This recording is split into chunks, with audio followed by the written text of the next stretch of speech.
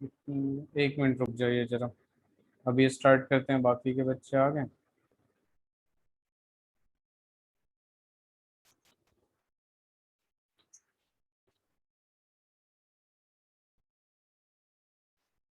Alternative forms of Charles law की जब बात करते हैं तो आपको याद होगा, मैंने एक alternative forms of Charles law मैंने ऐसे लिखवाया था, volume at temperature T is equal to V nought. ठीक है, इसको कॉमन ले लिए थे और ये आ गया था 1 + P/273। ये करवाया था मैंने या नहीं? Yes, sir.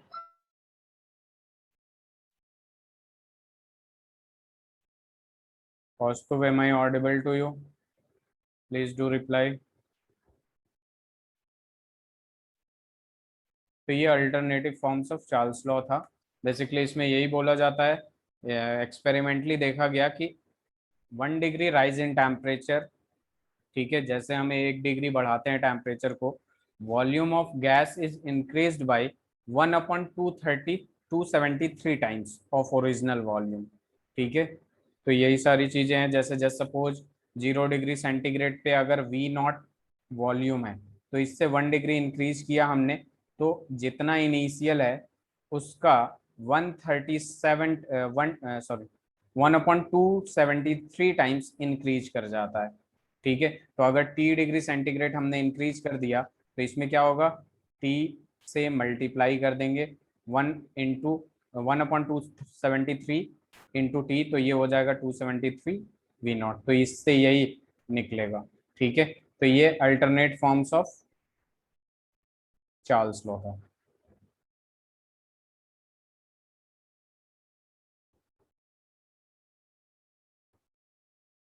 ये हमने लास्ट क्लास में कंप्लीट किया था। यहाँ तक किया था ना आरुषि? Yes, sir. ओके, चलिए हम लोग आगे बढ़ते हैं। अब अपने पास आता है नेक्स्ट गैस लॉ, जिसको हम लोग कहते हैं गैलो-सेक्स लॉ।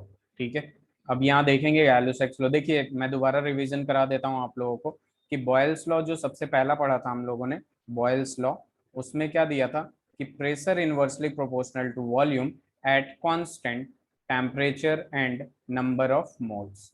फिर हमने पढ़ा था यहाँ पे रिलेशन निकल जाता है आपका P1V1 is equal to P2V2। एक और अल्टरनेट फॉर्म बताया था मैं आप लोगों को डेंसिटी वाला, उसे भी देख लीजिएगा।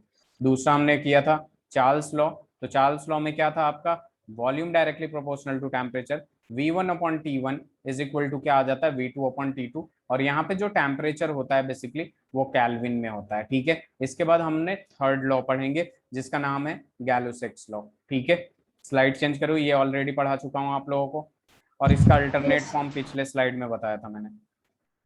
अब देखते हैं हम लोग गैलो-सेक्स लॉ। तो गैलो-सेक्स लॉ जो होता है आपका, उसमें क्या होता है कि प्रेशर जो होता है डायरेक्टली प्रोपोर्शनल टू टेम्परेचर होता है at constant volume and amount of gas या नंबर ऑफ मोल्स। तो इसको सबसे पहले हम लोग लिख लेते हैं, the pressure exerted on fixed amount of gas, fixed amount of gas is directly proportional to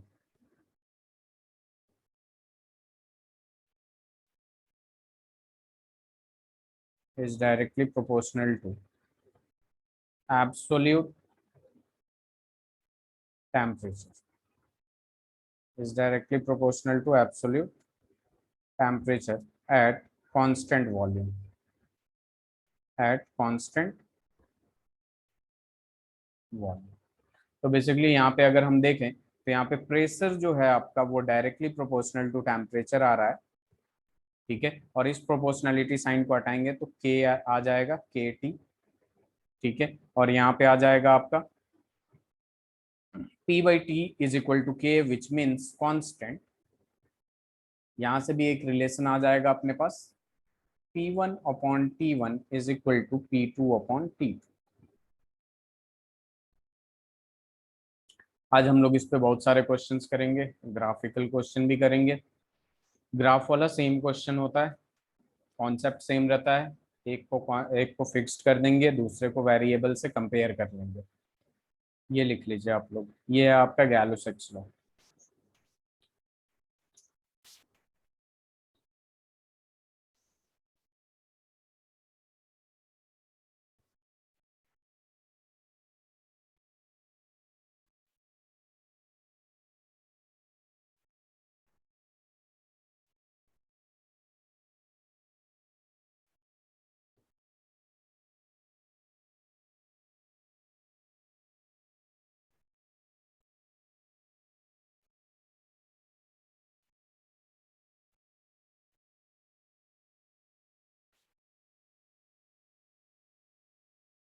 sir ये तो लिखा दिया था शायद। जी करवा दिया था मैंने। Yes sir. चलिए कोई बात नहीं, अब लिख लीजिए। आरुषि,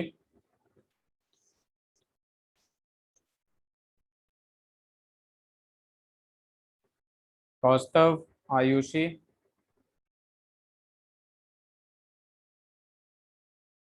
लिख लिया आप लोगों ने?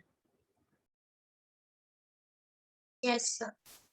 चलिए चलिए क्वेश्चन करते हैं अब हम लोग।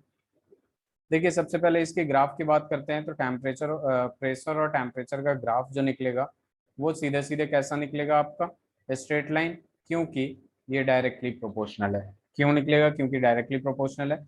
अब यहाँ पे एक सवाल पूछ देते हैं हम लोग कि आपका प्रेशर वर्सेस टेम्परेचर का ही ग्राफ है। पहला ग्राफ ऐसे जा रहा है 1 2 और फिर यहाँ से आ गया 3, तो ये हो गया V1। थोड़ा सा वो कर दीजिए, ये V1, ये V2 और ये V3। तो हमें रिलेशन बताना है, relation between V1, V2 and V3। इन तीनों के बीच में रिलेशन बताना है, इक्वल है, ग्रेटर है या फिर कुछ भी, जैसे मैंने पहले भी ये सवाल कराया आप लोगों से।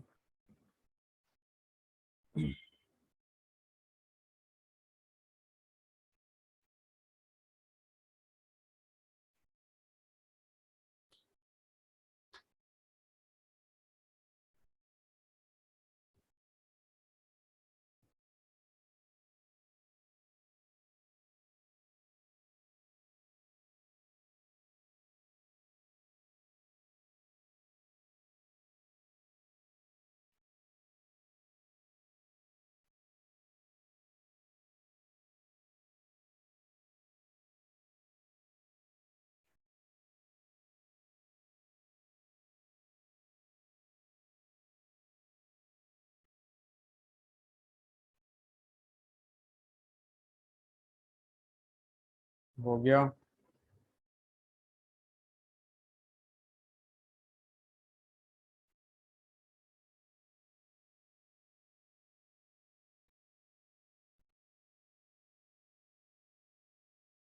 Devansh, yes sir. क्या आएगा रिलेशन?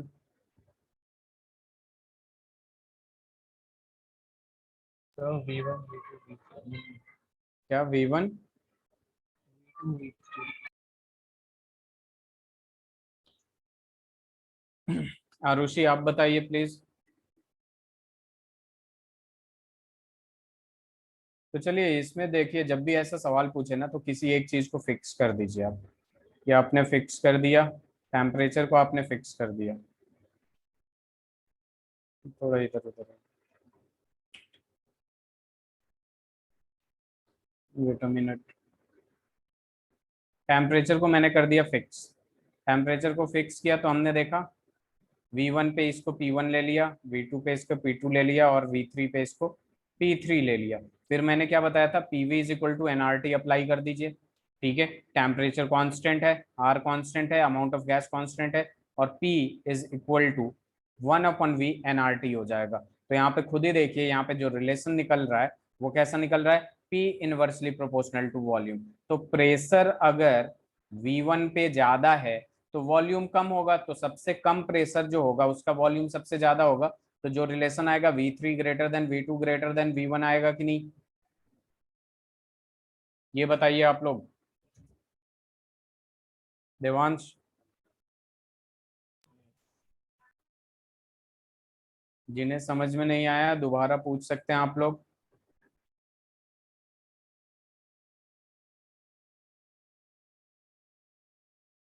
लिख लिया आप लोगों ने?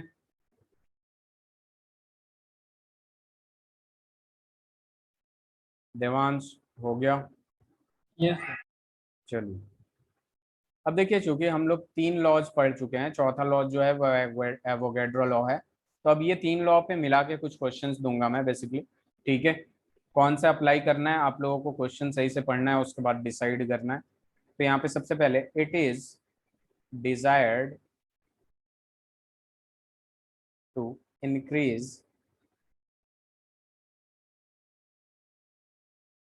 in volume of, it is desired to increase in volume of 80 centimeter cube by 20% without change in pressure. यानी इसका मतलब क्या हो गया, प्रेशर क्या है, कांस्टेंट है, without change in pressure.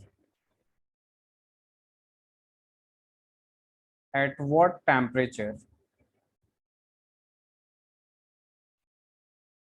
At what temperature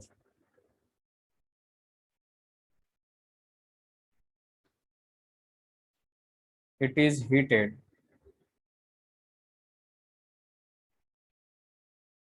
if initial temperature is 25 degree centigrade.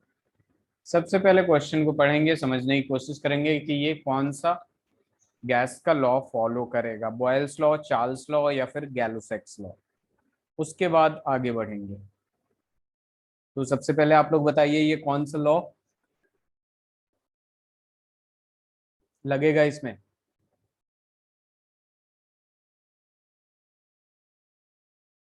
आप लोग बोल क्यों नहीं रहे?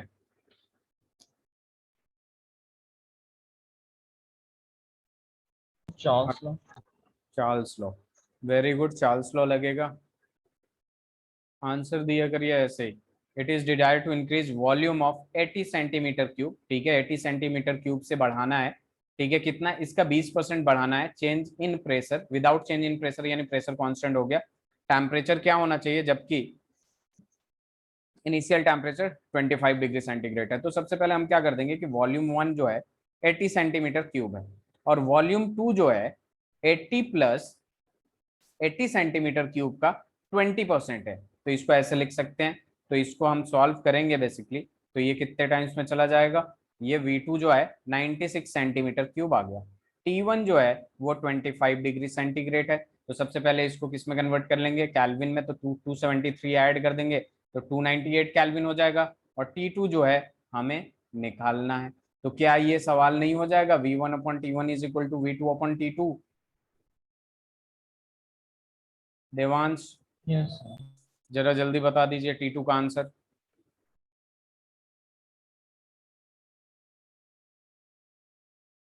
सर केल्विन में या फिर सेल्सियस में कन्वर्ट ये करना? हमेशा ध्यान में रखिएगा, ये वाला जो रिलेशन निकालते हैं ना, ये कैल्विन के लिए ही होता है, इसलिए मैंने लिखा था वहां पे कैल्विन, कैल्विन में ही आएगा।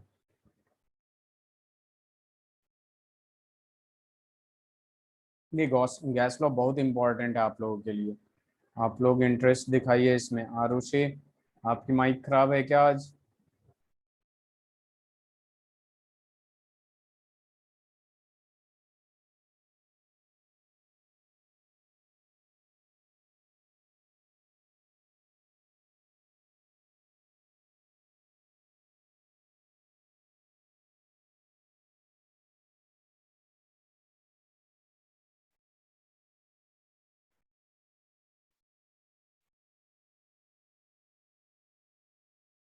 सर 357.6 केल्विन आया। क्या 357.2 कैल्विन, वेरी गुड। तो यहाँ पे T2 इज इक्वल टू क्या हो जाएगा अपने पास, V2 इंटू T1/V1। V2 कितना है आपका 96 है, इंटू T1 कितना है आपका 298 है, और V1 जो है 80 है। इसको सॉल्व करेंगे तो 357.6 कैल्विन, वेरी गुड, यही आएगा। सबको समझ में आ रहा है ना? आप लोग एटलीस्ट आप लोग चैट बॉक्स में मैसेज कर दीजिए। चलिए स्लाइड चेंज करे देवांश। चलो नेक्स्ट क्वेश्चन। ये क्वेश्चन बहुत इंपॉर्टेंट है। An open vessel contain air at 27 degree centigrade. What fraction of volume of air would be expelled out if the vessel is heated to 127 degree centigrade. सबसे पहले question को पढ़ के हम लोग ये डिसाइड करते हैं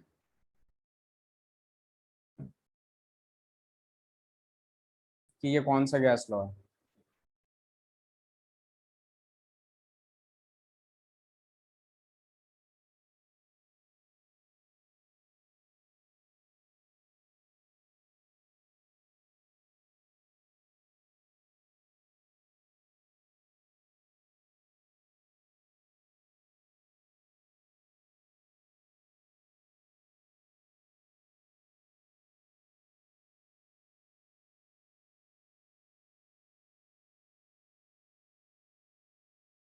सर इसमें भी चार्ल्स लॉ है।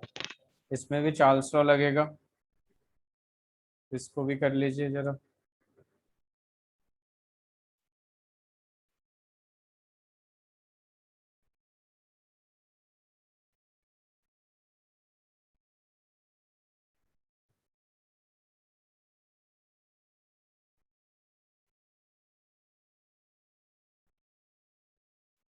कितना वॉल्यूम एक्सपेल्ड है?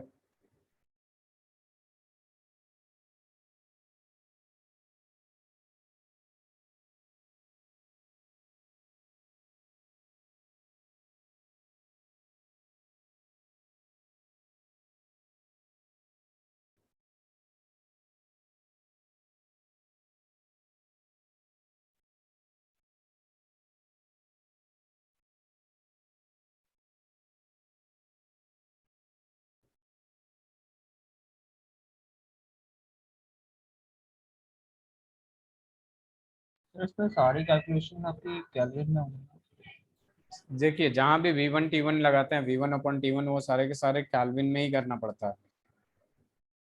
ठीक है, तो यहाँ पे सबसे पहले V1 देखिए, V1 क्या है, V2 क्या है, ये कर लेंगे या मैं बताऊं? सर हो जाएगा just. Okay, take your time.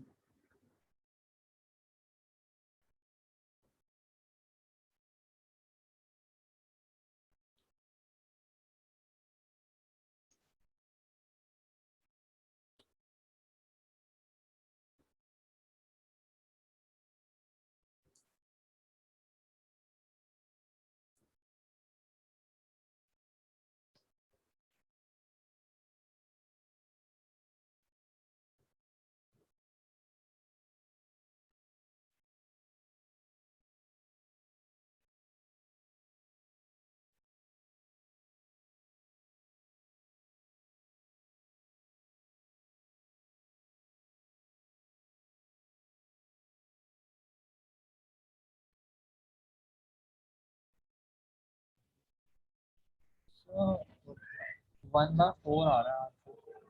1/4 4। Fraction of volume.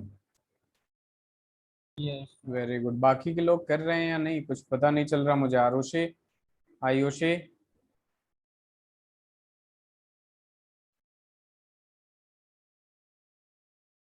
तो यहाँ पे वही चीज करेंगे। आपने क्या किया, ओपन वेसल है। ओपन वेसल का मतलब क्या हो गया, एटमॉस्फेरिक प्रेशर के बराबर प्रेशर हो जाएगा इसका, यानी जो पी हो जाएगा बेसिकली कांस्टेंट हो जाएगा। ठीक है, इसमें वॉल्यूम के बारे में कुछ नहीं बोल रखा है, टेम्परेचर दे रखा है और वॉल्यूम दे रखा है। वॉल्यूम गिवन नहीं है कि कितना है, तो यहाँ पे V1 हम जो है V ले लेंगे और V2 जो है, ठीक है, ये निकालने की कोशिश करेंगे, क्योंकि T1 जो दे रखा है 27 डिग्री सेंटीग्रेड, विच मीन्स कितना कैलविन हो जाएगा, 300 कैलविन। और T2 जो है आपका 127 डिग्री सेंटीग्रेड दे रखा है, तो T2 कितना हो जाएगा, 400 कैलविन। अब हम सीधे सीधे लगा देंगे, V1 अपॉन में T1 इज इक्वल टू क्या हो जाएगा, V2 अपॉन में T2। अब यहाँ पे क्या करना है हमें, V1 को हमने V ले रखा है, T1 को क्या हो जाएगा, 300 हो जाएगा, इज इक्वल टू V2 को V हमें फाइंड आउट करना, और ये कितना है, 400 है। 2 जीरो से 2 जीरो कैंसिल, V2 जो आ गया वो आ गया आपका 4V अपॉन में 3 आ गया। फाइनल वॉल्यूम इतना आ गया। अब हम सबसे पहले ये निकाल लेंगे कि गैस एक्सपेल्ड आउट, ठीक है, कितने वॉल्यूम ऑफ गैस एक्सपेल्ड होगा है। ठीक है, तो गैस एक्सपेल्ड आउट जो है वो कैसे निकलेगा, कि final volume minus initial volume. Final volume कितना है, 4V/3, और ये कितना है, V/3 है। तो final volume minus initial volume करेंगे हम लोग, तो ये V/3 कर देंगे सीधे सीधे, सॉरी इनिशियल वॉल्यूम V/3 ना के हो गया कितना है, वॉल्यूम V है ना इनिशियल, तो ये कितना हो जाएगा, सॉल्व करेंगे तो V/3 हो जाएगा, ये एक्सपेल्ड आउट है। ठीक है, अब हमें फ्रैक्शन निकालना है, fraction of volume of air expelled. ठीक है, तो हमें पता है कि इतना वॉल्यूम एक्सपेल्ड हुआ है और ये 4/3 फाइनल है, तो ये सीधे सीधे V से V कैंसिल हो जाएगा, 3 से 3 कैंसिल हो जाएगा, तो 1/4 होगा। फ्रैक्शन कितना होगा, 1/4 होगा। और यहीं पे अगर परसेंटेज पूछ देता, percentage of volume expelled, percentage of volume of air expelled, तो ये कितना हो जाता, फ्रैक्शन निकाल ही चुके हैं, 100 से मल्टीप्लाई कर देते हैं, तो ये हो जाएगा 25%। क्लियर है Devansh? Yes, sir. Very good. हाँ Yes, रुचि sir. आप भी बोलिए कभी कभी। सही है। लिख लिया आप लोगों ने?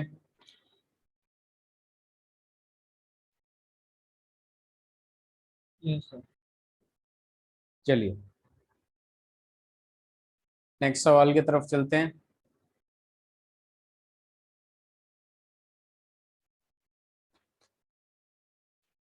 तो इसके बाद हम सबसे पहले एवोगैड्रो लॉ कर लेते हैं, फिर क्वेश्चंस करेंगे ताकि चारों लॉज कवर हो जाएं। ठीक है, तो अपने पास आता है next law.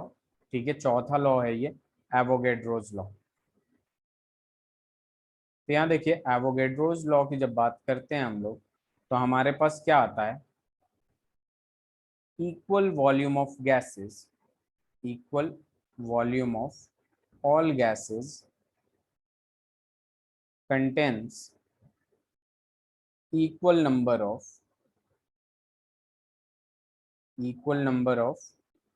molecule at same temperature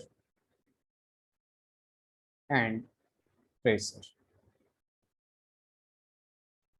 तो यहाँ पे क्या है, equal volume of all gases, कहने का मतलब ये है, अगर मैथमेटिकल टर्म में लिखें तो volume directly proportional to number of moles. ठीक है, ये क्या है, मोल है, या फिर हम ऐसे भी लिख सकते हैं volume directly proportional to number of molecules. N क्या है, number of molecules.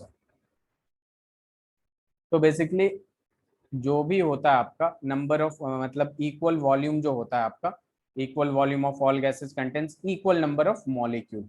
As for example कुछ भी ले सकते हैं आप लोग। ठीक है, जैसे जस्ट सपोज HCl है, ठीक है, या H2SO4 है, ये HCl गैस हो गया। जैसे गैस नहीं, इसके जगह कुछ और लेते हैं, जैसे मान लीजिए N2 गैस है, N2 gas at STP, STP का मतलब सेम टेम्परेचर प्रेशर। ठीक है, तो इसमें एक STP पे 1 मोल होता है तो 22.4 लीटर होता है, और 22.4 लीटर वॉल्यूम में कितने मॉलिक्यूल्स होते हैं, 6.02 इंटू 10⁻23 होते हैं कि नहीं।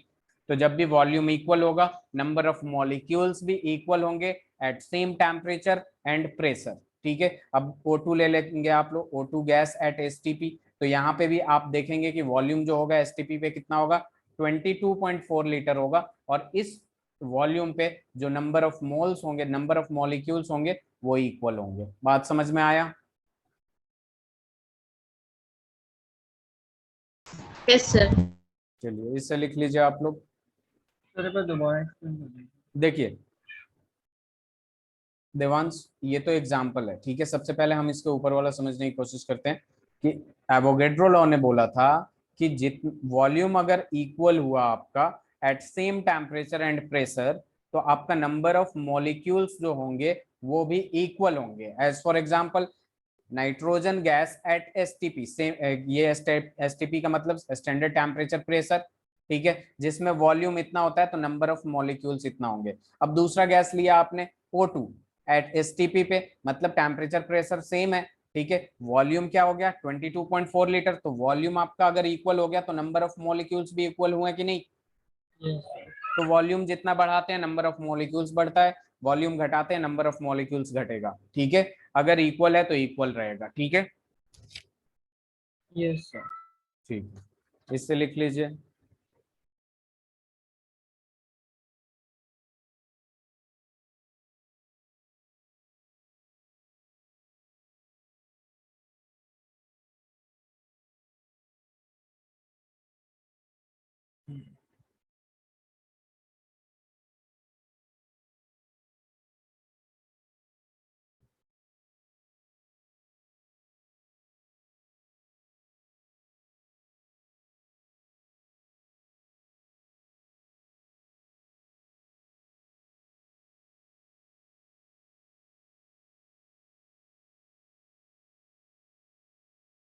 लिख लिया आप लोगों ने? Yes, sir. Very good. अब देखिए यहाँ पे अपने पास क्या आता है। अब हम बात करेंगे आइडियल गैस इक्वेशन की। टॉपिक डालिएगा ideal gas equation.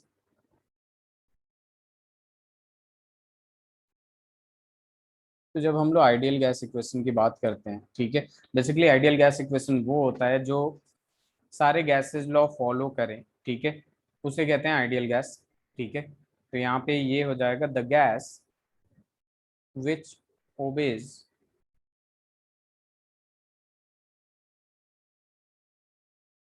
gas law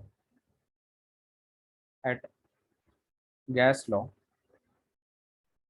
at all temperature and pressure is called ideal gas. तो बेसिकली ये जो आइडियल गैस इक्वेशन है वो गैस लॉ से मिलके ही बना है।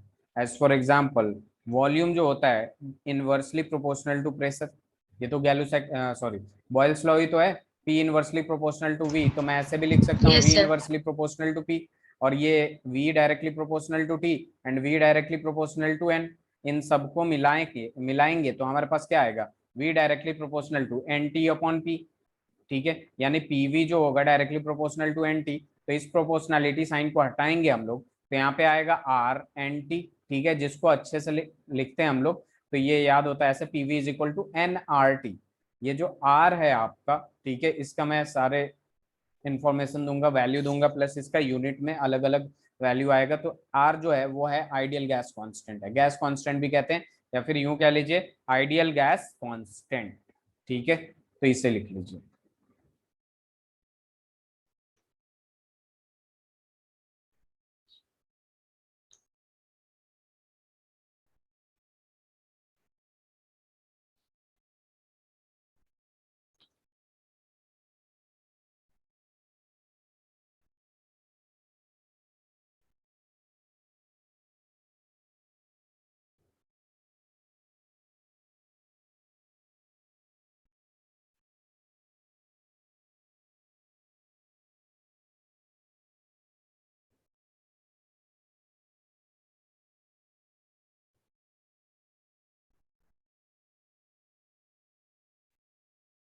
आप लोगों का टेस्ट हुआ Sir. कोई? Very good. टेस्ट हुआ था आरुषि, यूनिट टेस्ट वगैरह?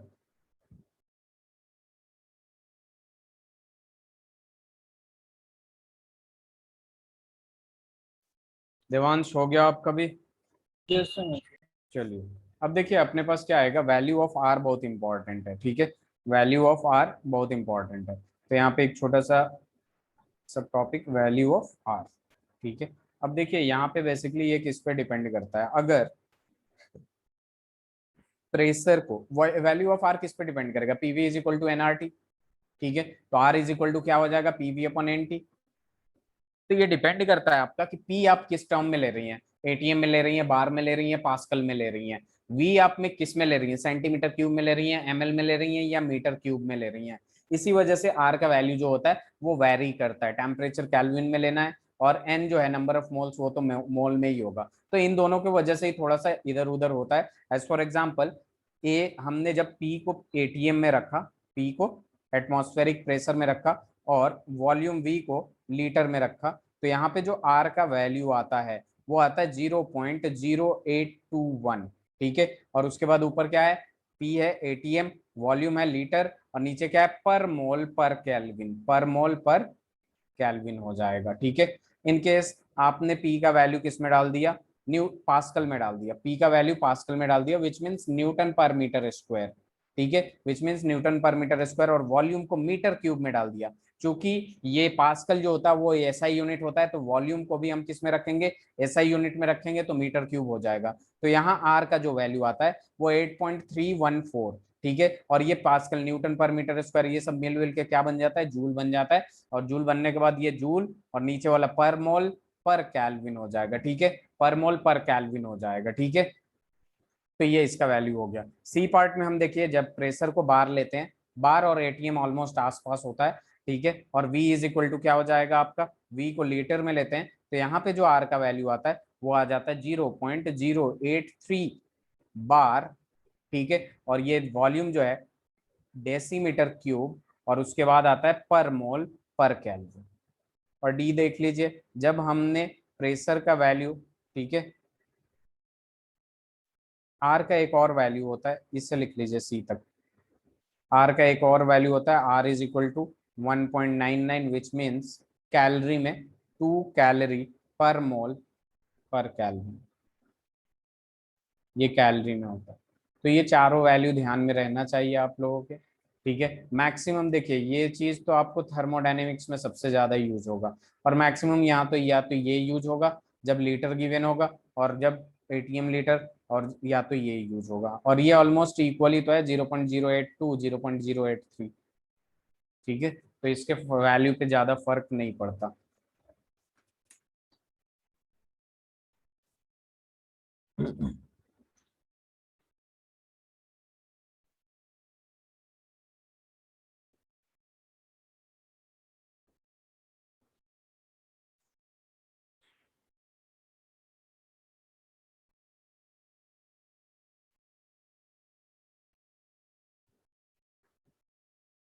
सर आपने आर की वैल्यू के पीछे मतलब उसकी यूनिट कैलकुलेट की? जी देवांश क्या कह रहे हैं, आर की वैल्यू? ये सर आर की यूनिट वैल्यू मतलब आर एटीएम पर लीटर। मैं समझ नहीं पाया आपको, आर की मिनट वैल्यू क्या कह रहे हैं? Sir unit. यूनिट, हाँ मतलब अब देखिए ना, प्रेशर जो होता है वो एटीएम में भी होता है, ठीक है, पास्कल में भी होता है, बार में भी होता है। ठीक है, तो उसी हिसाब से मैंने आर की वैल्यू सबका कैलकुलेट किया है। आर क्या है, कांस्टेंट है ना ये, तो अलग अलग यूनिट में अलग अलग आएगा। जैसे अभी आप दोबारा पूछिए क्या कहना चाहते हैं। सर फर्स्ट वाले में आपने जो आर के पीछे मतलब एटीएम पर लीटर उससे पर उसका क्या मोल लिख? पर केल्विन, ओके सर। पर मोल पर केल्विन, नीचे है ना मोल, ऊपर जाके -1 पावर हो जाएगा, और पर केल्विन भी है। Okay sir.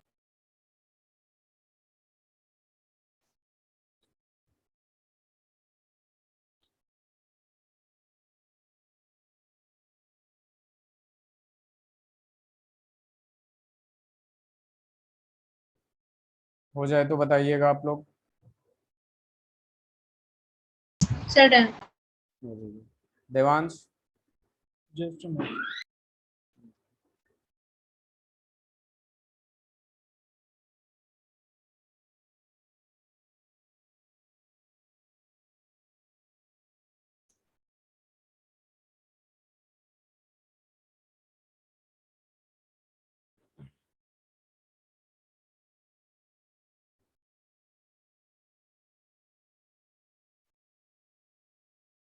सर आपने थर्ड में पी के मतलब पी क्या है? पी बार में रखा हूँ, सी की बात कर रहे हैं ना।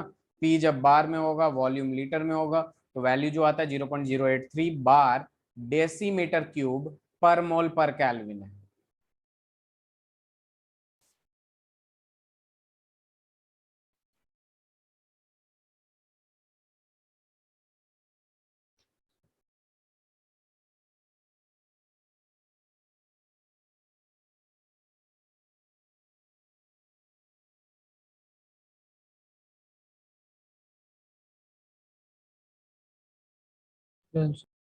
Very good. चलिए, देखिए यहाँ पे ये आर की छोटी छोटी वैल्यू थी जिन्हें हमें ध्यान में रखना है। ठीक है, इस पे बहुत सारे सवाल पूछते हैं और बहुत ही आसान सवाल पूछते हैं। PV is equal to NRT है, ठीक है, number of moles find out करने आता है आपको, आर का वैल्यू पता होता है, टेम्परेचर गिवन है तो कैलविन में चेंज कर सकते हैं, और इन दोनों में से हो सकता है किसी को एक को पूछे तो एक गिवन होगा। तो ये 5 है जिसमें से एक तो ऑलरेडी पता होता है हमें, 4 में से 3 गिवन होगा और एक निकालना होगा। अब यहाँ पे देखिए क्वेश्चन आपके एनसीईआरटी में एक दे रखा है, prove that density is, D is, पूरा लिख देता हूं मैं, density is directly proportional to pressure, directly proportional to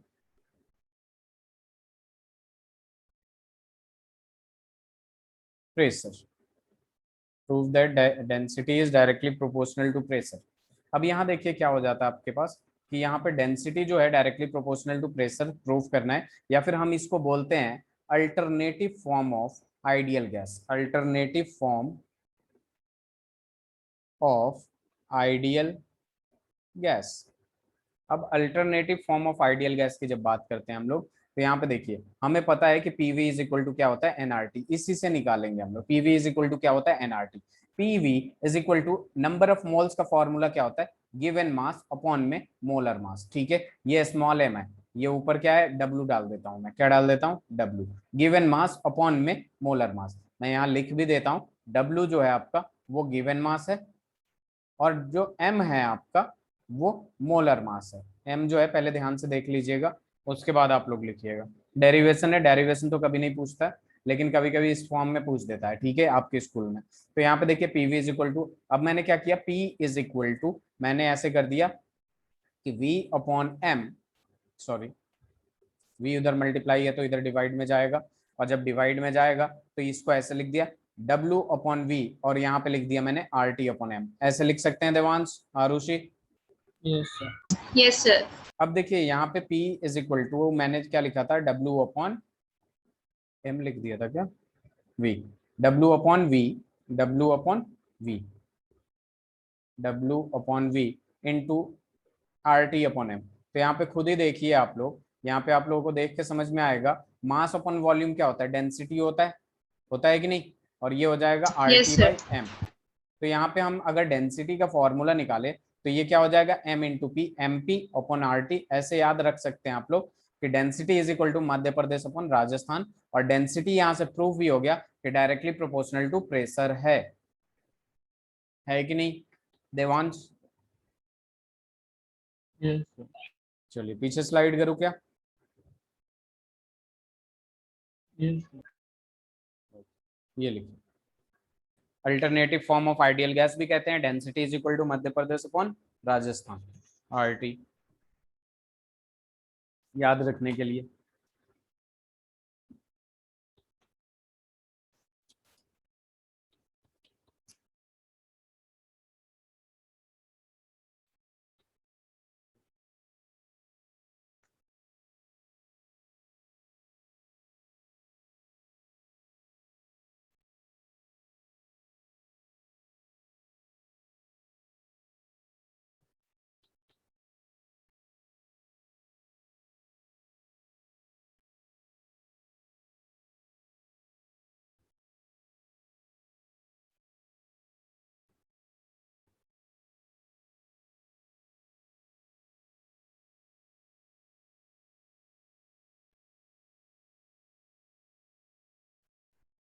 so next slide. हो गया, next slide, very good.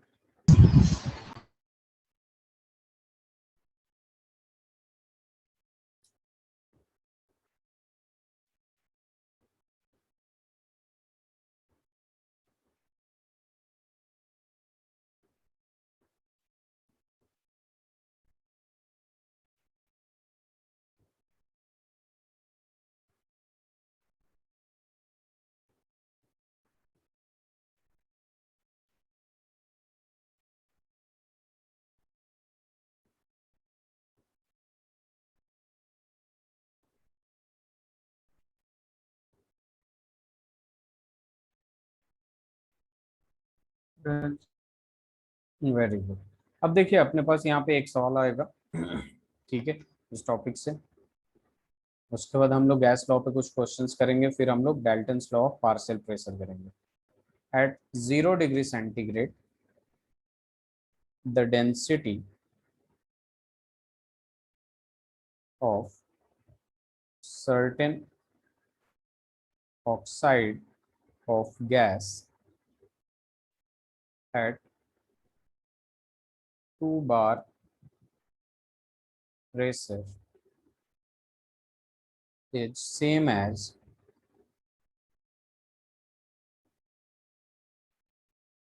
that of dinitrogen at 5 bar। What is the molecular mass of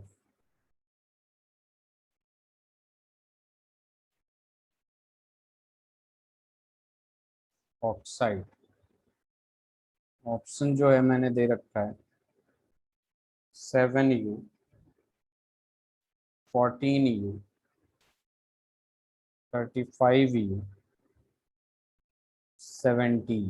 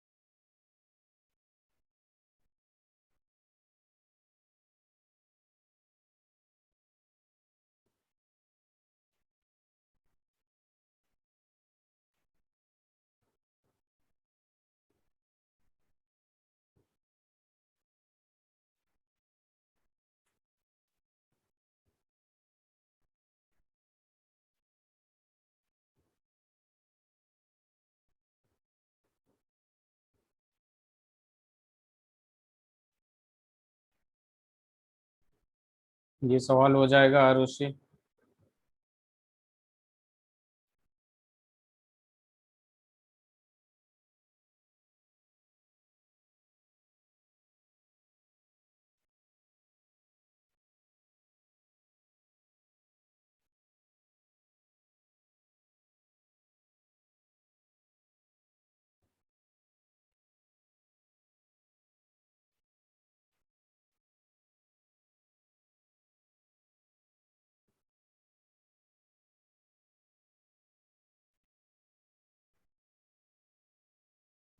Devansh, Yes, sir.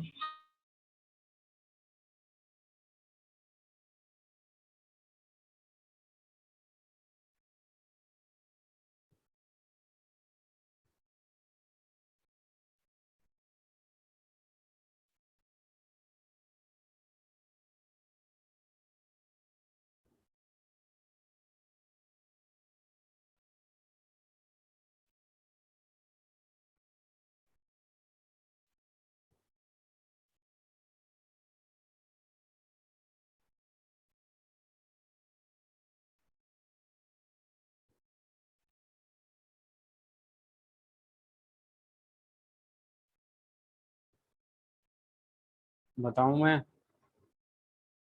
हाँ sir पूजा बता दी। हम्म, बहुत आसान है। देखिए यहाँ पे जरा सा देखिए, 0 डिग्री सेंटीग्रेड पे the density of carbon certain oxide, oxide of gas at 2 bar pressure, ठीक है, it's same as that of dinitrogen at 5 bar, ठीक है। यानी डेंसिटी ऑफ नाइट्रोजन जो है वो डेंसिटी ऑफ ऑक्साइड जो भी है उसके बराबर है। डाई ऑक्सीजन नहीं दे रखा है, ये बोल रखा है कोई ऑक्साइड है तो मैं बस ओ ले लेता हूँ, ठीक है। इसका मतलब डेंसिटी का जो फॉर्मूल मध्य प्रदेश अपॉन राजस्थान, और इधर भी क्या आ जाएगा, मध्य प्रदेश अपॉन राजस्थान। अब यहाँ देखिए क्या हो जाएगा, यहाँ पे प्रेशर किसका, ऑक्साइड का, यहाँ पे मोलर मास किसका, ऑक्साइड का, यहाँ पे प्रेशर किसका, डाइनाइट्रोजन का, और यहाँ पे मोलर मास किसका, डाइनाइट्रोजन का। अब ये आर और टी, आर तो सेम ही है तो दोनों कैंसिल हो जाएगा, और टी जो है 0 डिग्री सेंटीग्रेड पे ही दिखा रहा है तो ये भी कैंसिल हो जाएगा। अगर 273 रखेंगे तो भी कैंसिल हो जाएगा। तो अपने पास बचा क्या, अपने पास यही बचा ना, M P, molar mass of dinitrogen कितना होता है, 28 होता है, इनटू प्रेशर कितना दे रखा है, 2 दे रखा है, is equal to molar mass ये ऑक्साइड का हमें निकालना है, और प्रेशर ऑफ ऑक्साइड कितना दे रखा है, 5 दे रखा है। तो यहाँ पे molar mass of oxide is equal to 28 into 2 divided by 5, यही होगा ना।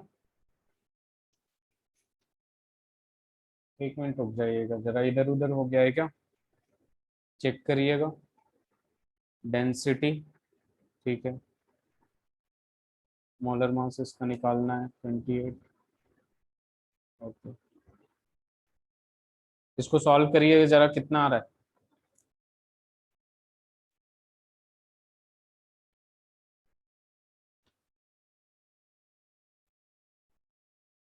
अच्छा, ये बस मिस्टेक हुआ है यहाँ पे, ये वाली चीज यहाँ पे। नाइट्रोजन का प्रेशर कितना है, 5 है, और ऑक्साइड का प्रेशर कितना है, 2 बार है, तो ये बस मिसप्लेस हो गया था। तो यहाँ पे देख लेंगे हमारे पास कितना आ गया, 28 × 5 डिवाइडेड बाई 2, विच मीन्स ये 14 टाइम्स चला जाएगा, तो ये 70 U आएगा कि नहीं, molar mass of oxide. Yes sir. Yes, Arushi, sir. हाँ वेरी गुड। चलिए इससे लिख लीजिए आप लोग।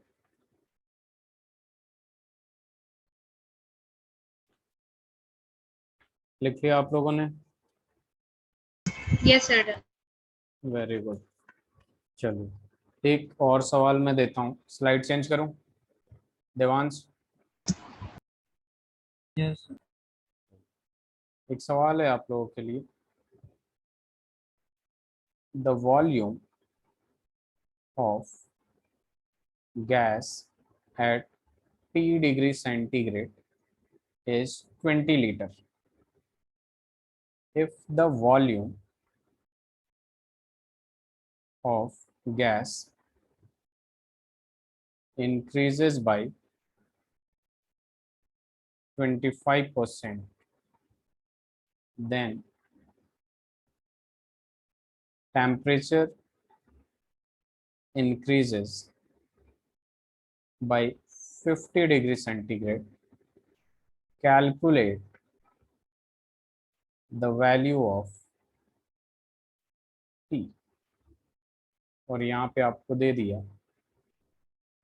100 केल्विन, बी जो है आपका 200 केल्विन, सी जो है 200°C, डी जो है 100°C। काफी अच्छा सवाल है ये। सबसे पहले ये डिसाइड करिए कि ये कौन सा गैस लॉ कौन सा लॉ लगेगा, Charles law, Boyle's law, Gay Lussac's law, Avogadro's law. Chance का लगा। चार्ल्स लॉ लगेगा, तो जगह निकालिए।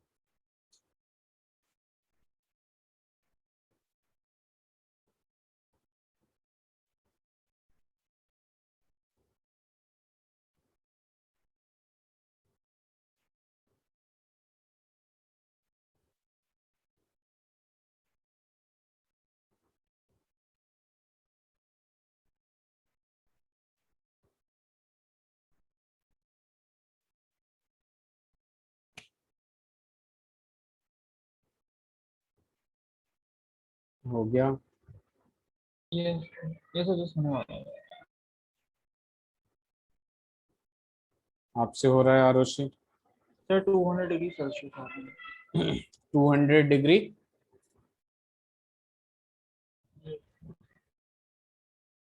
आरुषि आपसे हो रहा है।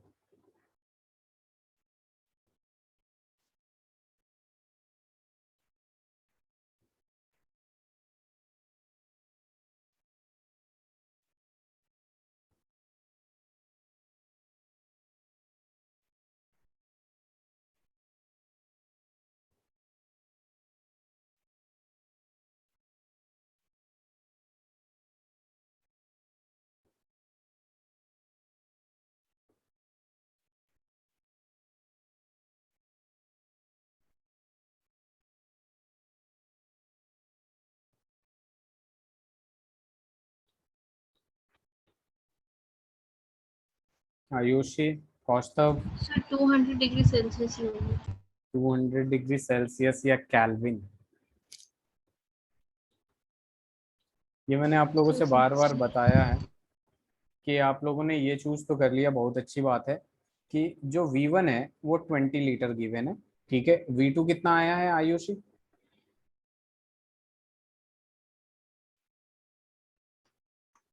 हाँ सॉरी आरुषि, कितना आया है V2? V2 जो गिवन है आपका वो दे रखा है 25% इंक्रीज कर रहा है, तो 20 का 25% इंक्रीज करा देंगे हम लोग, तो ये वो 25 हो 4 जाएगा। टाइम्स में जाएगा, तो आई थिंक 25 हो जाएगा, है ना? 25 लीटर हो जाएगा। T1 को हमने T ले लिया, तो T2 जो है वो 50% से इंक्रीज कर रहा है, ये ले लेंगे।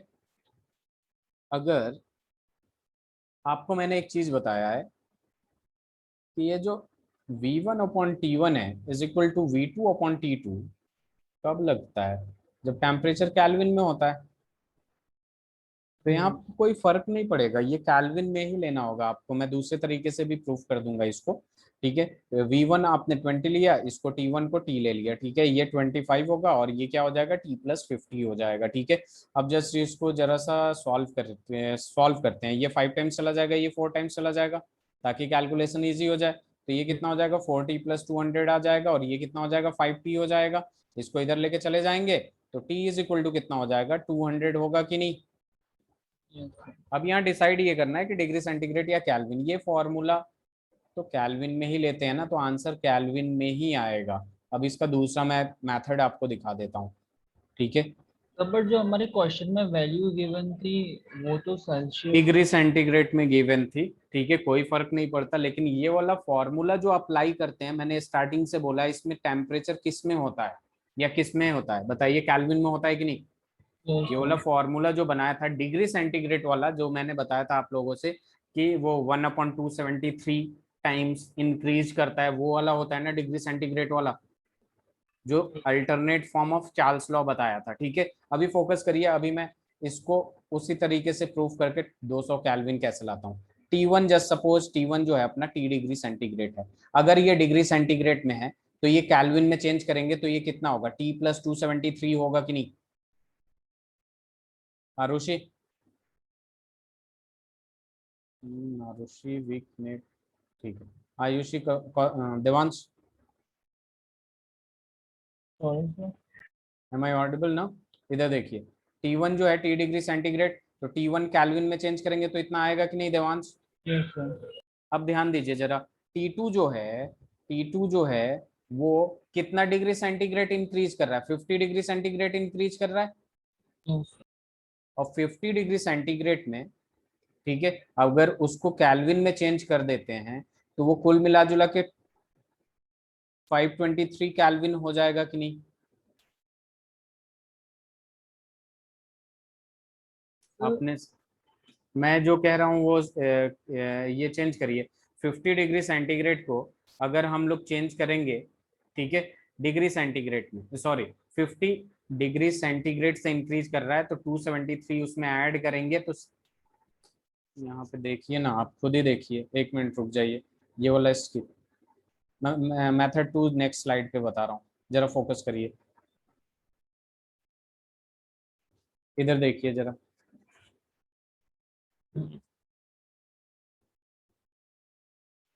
देवांश, ये समझ में आया 200?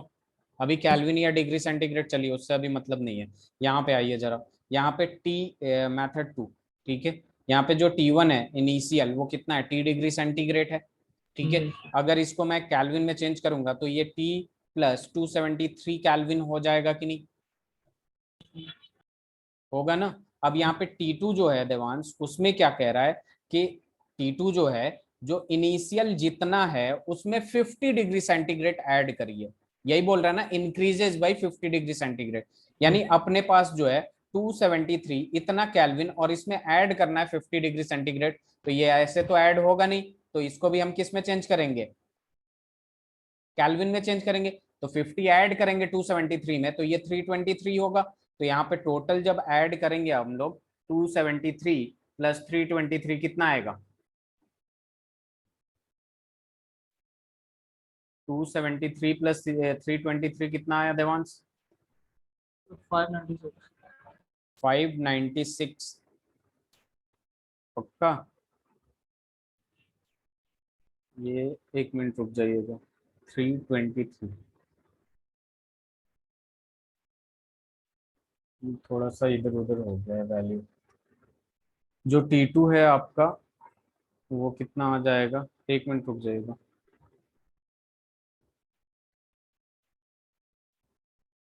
T1 T डिग्री सेंटीग्रेड है, टू T+273। T2 जो है इसमें 50 डिग्री सेंटीग्रेड इंक्रीज करेंगे, तो जब 50 डिग्री सेंटीग्रेड इंक्रीज करेंगे तो 50 + 273 करेंगे तो कितना आएगा, 323। ठीक है, सही है। ओके ओके सही है। ये रुक जाइए, नहीं आपको T2 मैं बता दूं कितना आएगा। T2 जो होगा आपका, जितना भी इनिशियल टेम्परेचर हो प्लस उसमें 50 डिग्री सेंटीग्रेड ऐड करेंगे तो 323 होगा कि नहीं।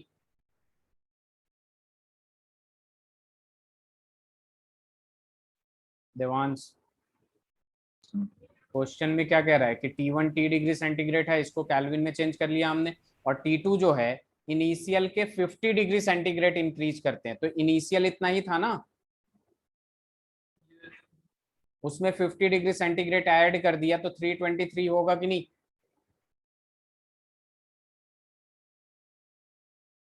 बताइए देवांश, ये समझ में आया कि नहीं। तो पर आपने ऊपर वाले को तो मतलब इनिशियल तो सर आपने सेल्सियस में दिया है। इसमें ये सेल्सियस में है, डिग्री सेंटीग्रेड में है। अब एक बात बताइए कि अगर 50 डिग्री सेंटीग्रेड है, जस्ट सपोज, ठीक है 50 डिग्री सेंटीग्रेड है, इस टाइम पे ये 323 कैल्विन में है कि नहीं देवांश। कैल्विन में चेंज करेंगे इतना है, ठीक है। अगर मैं इसी में 60 डिग्री सेंटीग्रेड इंक्रीज कर देता हूं, जस्ट सपोज 60 डिग्री सेंटीग्रेड मतलब कर दिया, 10 डिग्री सेंटीग्रेड इंक्रीज कर दिया, तो इसका वैल्यू 333 कैल्विन होगा, या फिर आप 323 और प्लस में करेंगे 60 डिग्री सेल्सियस और इसको चेंज करेंगे 273 से। यही मिस्टेक किया था मैं। ओके यस समझ गया। ठीक है, देखिए अगर आप 60 डिग्री सेंटीग्रेड को डायरेक्ट चेंज करेंगे तो 10 ही डिग्री इंक्रीज करेगा ना, 333 होगा। अगर अलग से इसे करके और इसमें ऐड करेंगे तो वो तो बहुत ज्यादा हो जाएगा कि नहीं। यस सबको समझ में आ रहा है ये बात। मैं दोबारा बताऊंगा। T1 जो है T डिग्री सेंटीग्रेड है, अब ये हो गया आपका T+273 कैल्विन, और T2 जो है इनिशियल जितना है उसमें 50 डिग्री सेंटीग्रेड इंक्रीज कर रहा है, विच मीन्स ये हो जाएगा 2T+323 कैल्विन। ठीक है, ये कभी भी नहीं करिएगा। इनिशियल अगर 10 डिग्री सेंटीग्रेड है तो ये 283 कैल्विन है, और आपका 20 डिग्री सेंटीग्रेड होगा तो 293 कैल्विन होगा ना। कैसे, 20 + 273 करेंगे ना, तो वही चीज तो किया हूं मैं कि यहाँ पे टी जो है उसमें T323 ऐड कर दिया। अब जरा ध्यान दीजिए इधर, तो ये T+323 हो गया। ठीक है, अब यहाँ पे अगर हम लगाएंगे V1/T1 = V2/T2, और V1 कितना है 20 है, T1 कितना है T+273 है, और V2 कितना है 25 है, और ये कितना है T+323 है। तो ये 5 टाइम्स में चला जाएगा, ये 4 टाइम्स में चला जाएगा। क्रॉस मल्टीप्लाई करेंगे, टेम्परेचर यहाँ पे जो आएगा आपका, ठीक है ध्यान दीजिएगा, यहाँ पे जो टेम्परेचर आएगा वो आएगा डिग्री सेंटीग्रेड में। ठीक है, कितना आ जाएगा आपका, -73 डिग्री सेंटीग्रेड। इसको चेंज करिएगा, इसको सॉल्व करिएगा, कितना आएगा, -73 डिग्री सेंटीग्रेड, जो कि टेम्परेचर आप बाद में चेंज करेंगे, -73 डिग्री सेंटीग्रेड प्लस 273 कैल्विन में चेंज करेंगे तो 200 कैल्विन ही आएगा। ठीक है, तो ये वाला जो फॉर्मूला है आपका बेसिकली, ठीक है, इसको हमने सबसे पहले वो मॉडिफाइड फॉर्म था ना उसमें चेंज किया, उसके बाद निकाले हम लोग। तो कभी भी इस वाले फॉर्मूले से डायरेक्ट अगर आप निकालते हैं ना तो आंसर कैल्विन में ही आएगी। डायरेक्ट फॉर्मूला लगाते हैं विदाउट चेंजिंग, तो ये बस ध्यान में रखना आपको कि कैल्विन में ही आएगी, डिग्री सेंटीग्रेड में नहीं आएगी। अगर आपने डिग्री सेंटीग्रेड में करके और फिर चेंज किया ना, तो alternative forms of Charles law देखिएगा, लास्ट में मैंने कैल्विन में ही चेंज किया है, तो इस वजह से यहाँ भी किस में आएगा, कैल्विन में ही आएगा। ठीक है देवांश, इस क्वेश्चन को दोबारा देखिएगा आप लोग। ओके हाँ, ये लिख लिया आप लोग, ये वाला लिख लीजिए जरा।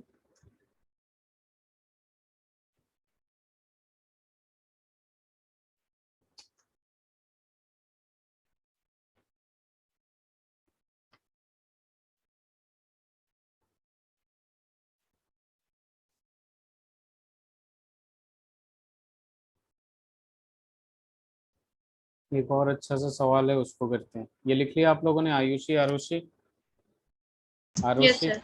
ठीक। Devansh, yes sir.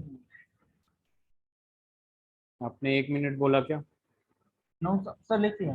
ओके। तो V1/T1 जब भी लगाइएगा वो कैल्विन में देगा।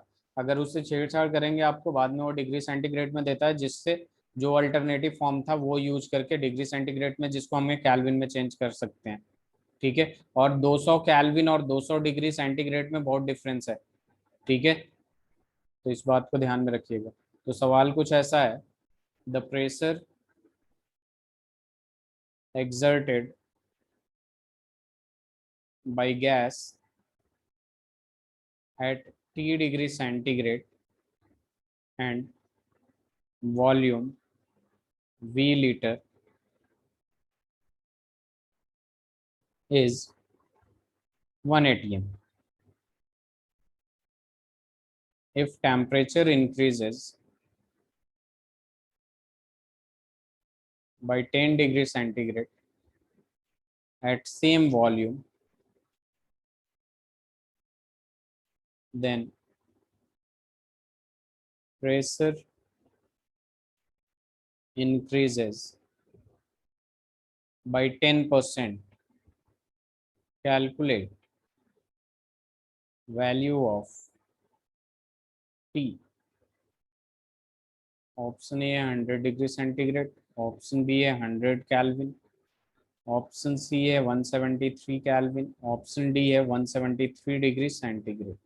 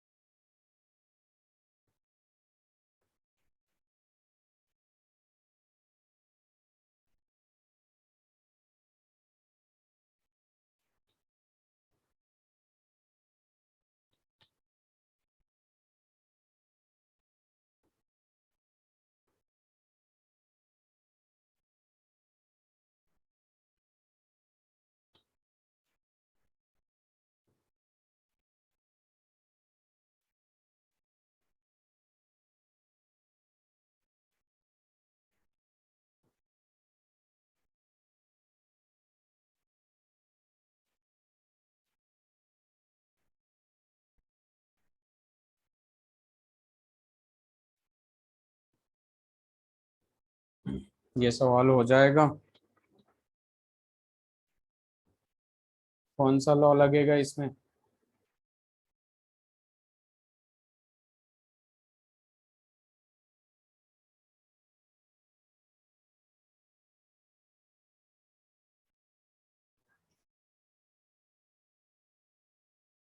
सर शायद आइडियल गैस इक्वेशन से। कौन सा? सर मतलब आइडियल आइडियल गैस इक्वेशन से। नहीं, यहाँ देखिए जरा। Pressure exerted by gas at T degree centigrade at volume V liter is 1 atm. Pressure कितना है? 1 atm है। If temperature increases by 10 degree centigrade at same volume, volume क्या हो गया? कांस्टेंट हो गया। तो फिर तो चांस नहीं लगेगा। चार्ल्स लॉ कहाँ से लगेगा? Temperature, then the pressure increases by 10%. Calculate value of T. बताइए।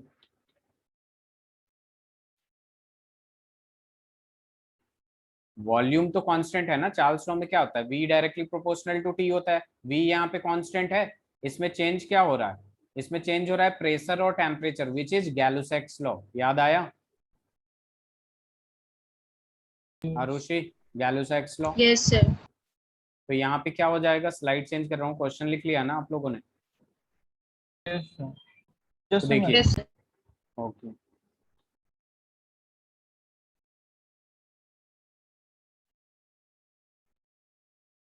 हो जाए देवांश तो बताइएगा। हो गया सर। चलिए, अब देखिए यहाँ पे अपने पास क्या आ जाता है कि यहाँ पे P1 जो है वो कितना दे रखा है? 1 atm दे रखा है।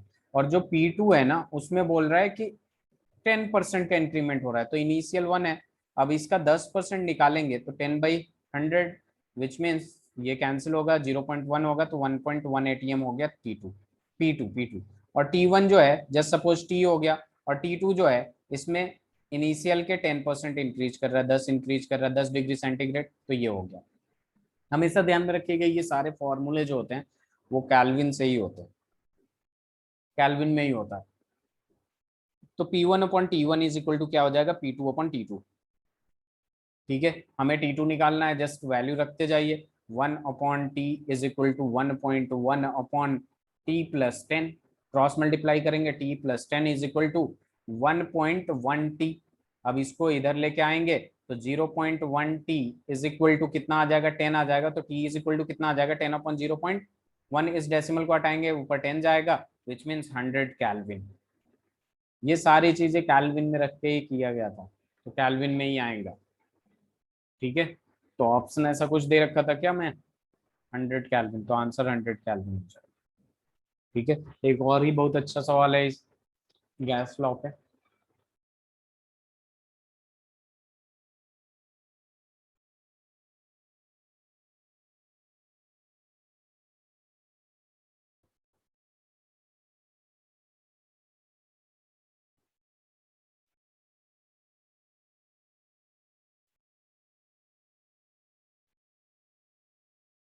सर अगर किसी क्वेश्चन में आपका टेम्परेचर वेरी होता है तो वो आपका वो इक्वली वन वेरी अपॉन, करता है, फिर इक्वली आ जाता है। ठीक है, जैसे यहाँ पे 10 डिग्री सेंटीग्रेड 10 डिग्री सेंटीग्रेड से इंक्रीज किया, ठीक है, तो जितना डिग्री, जैसे आपने T डिग्री सेंटीग्रेड है, इसको चेंज कर लिया आपने T+273 डिग्री सेंटीग्रेड कैल्विन। तो इसको कभी भी ऐसा ना करिएगा कि अगर T डिग्री सेंटीग्रेड +10 दे रखा है, जैसे कि अभी दे रखा है, तो इसमें बस 273 तो ऐड करना होगा, +273।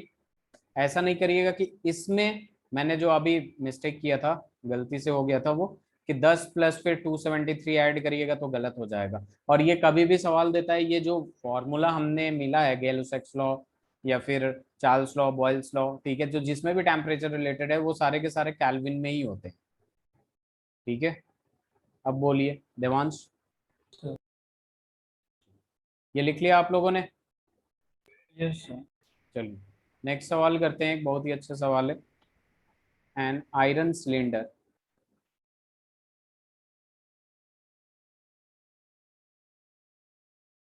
contain helium gas at a pressure of 250 kilo pascal, ये किलो पास्कल है, at 300 Kelvin. The cylinder can withstand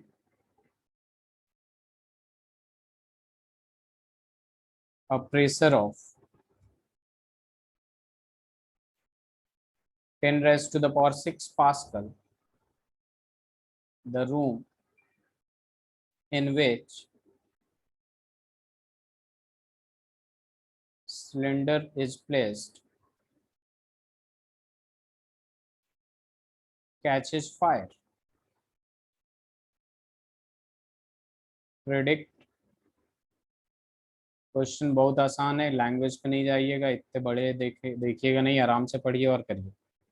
Whether the cylinder will blow up before it melts or not.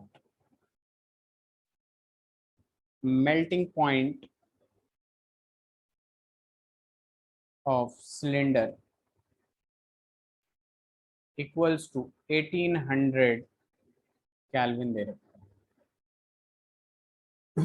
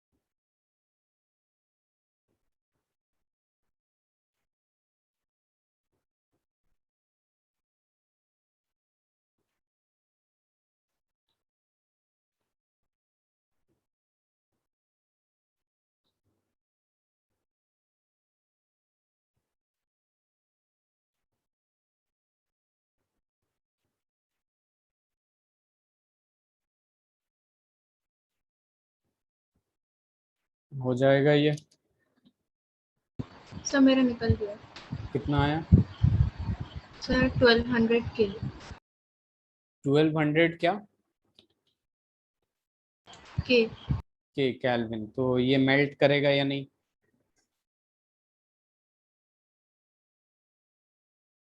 Melt करेगा?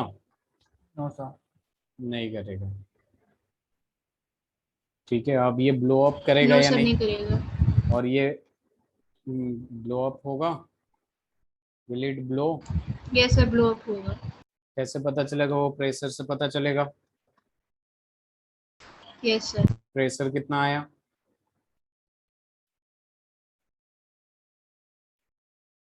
प्रेशर भी निकालिए।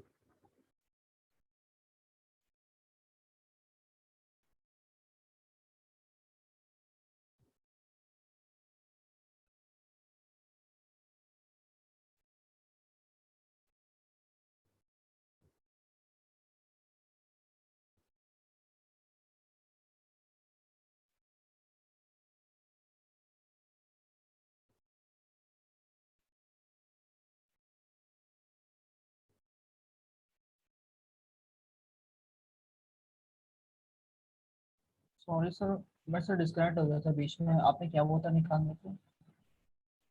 ये blow up होगा या नहीं ये कैसे पता चलेगा प्रेशर से? तो P2 निकालिए कितना हो जाएगा। इसका विथ स्टैंड का जो पावर है वो इतना है 10⁻⁶ पास्कल। Yes sir. ठीक है, इतना विथ स्टैंड कर सकता है, लेकिन इससे ज्यादा होगा तो ब्लो अप होगा, नहीं होगा तो नहीं हो पाएगा। ठीक है, तो इससे हमें प्रेशर निकालना पड़ेगा P2। तो वो भी इजीली निकाल सकते हैं आप लोग। कैसे निकालेंगे? P1/T1 is equal to P2/T2। और यहाँ पे क्या कर देंगे हम? P2 का वैल्यू निकालेंगे तो ये क्या हो जाएगा? P1T2/T1। अब यहाँ पे देख लीजिए P1 जो है वो 250 किलो पास्कल दे रखा है ना, तो उसको कर देंगे हम लोग किलो पास्कल में। तो ये हो जाएगा T2 जो दे रखा है, T2 कितना दे रखा है? 1800 कैल्विन, जो उसका मेल्टिंग पॉइंट है। अपॉन में ये T1 कितना दे रखा है? 300 कैल्विन। तो ये 2 जीरो से 2 जीरो कैंसिल हो जाएगा, और 3 6 जा 18 हो जाएगा। तो ये सीधे सीधे अगर इसे सॉल्व कर ले 25 6 जा 150 और 1 जीरो ऑलरेडी है, तो ये इतना हो गया। तो ये 1500 किलो पास्कल हो जाएगा। ये पास्कल है यहाँ पे, और ये किलो पास्कल हो गया। तो किलो पास्कल जो वो विथ स्टैंड कर सकता है वो 1000 है किलो पास्कल। क्यों? क्योंकि 10⁻⁶ का मतलब क्या है? 10,000 इंटू 10⁻�3। तो इसको किलो पास्कल जो ये सह सकता है वो कितना है? किलो पास्कल इतना हो जाएगा। लेकिन हमारा जो है वो कितना है? 1500 कैल्विन। तो it will blow up, it will blow up. समझ में आया? Before it's yes melting. Sir. ठीक है, तो नेक्स्ट क्लास में हमें डेल्टन्स लॉ से स्टार्ट करना है। ठीक है, डेल्टन्स लॉ। उसके बाद काइनेटिक केटीजी वगैरह पढ़ेंगे, जिसमें वीआरएमएस आएगा, रूट मीन स्क्वायर वेलोसिटी। ये सारी चीजें करेंगे। अगर किसी को किसी तरीके का डाउट है तो पूछ लीजिए, या फिर बाद में क्वेश्चन सॉल्व करने के बाद भी डाउट आता है तो निष्कर्ष से कोऑर्डिनेट करके डाउट क्लास रख लेंगे हम लोग कभी भी। ठीक है, जब ओके भी जरूरत हो। ओके, ठीक है फिर, thank you, thank you sir. Bye bye, stay home, stay safe.